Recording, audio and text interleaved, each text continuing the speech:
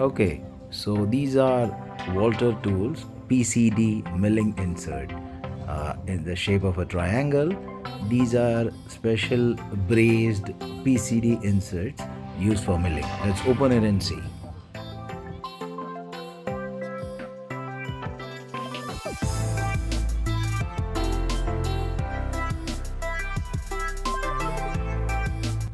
So as you can see, these inserts have three corners.